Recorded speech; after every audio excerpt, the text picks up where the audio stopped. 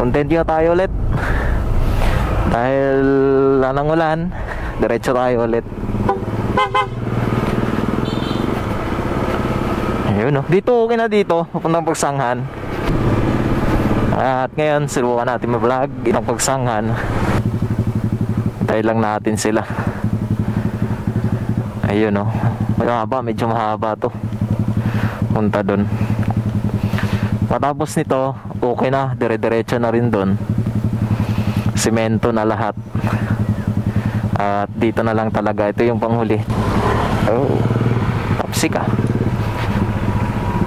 At ito yung huling linya na dire-diretso na ayos pa din. Ayun no, naputik oh. Wow. Ayusin na rin to pag okay na. Lahat ng papuntang Pagsanghan ayos na. Sa mga magra-rides, at isa talaga sa recommended ko na mag-rides dito talaga sa overlooking ng Pagsanghan. Overlooking ng Pagsanghan, ganda. Ako lang, daming natatakot kasi baka daw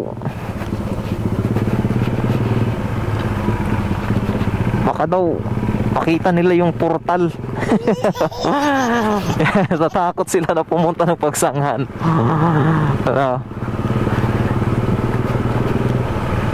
Hindi naman yan pag marami kayo. Joke lang, hindi naman yan. Siyempre sa isip lang din na talaga ng tao, ang likod kasi ng isip ng tao. Pero napakaganda dito papuntang Pagsanghan. Ilang beses na rin kami dito dumadaan. Maraming beses na rin. At goods na goods yung mga view dito. Overlooking sa Pagsanghan Road. Pero dito syempre dahan-dahan lang din. Kasi overlooking eh. Baka mahulog din.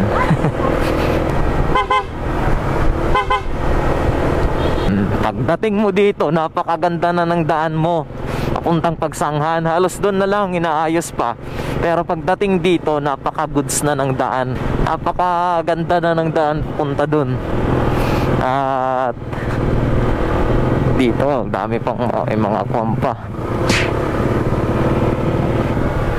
Para meron akong pang-post. Yan. Wait lang, saan ba maganda? Picturean natin to. Picturean natin yung mga kanto-kanto. Okay.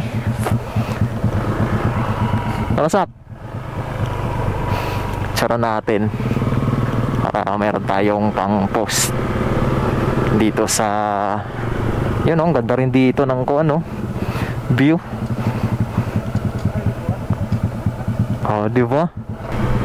At Pagsanghan Road yan, Pagsanghan Road.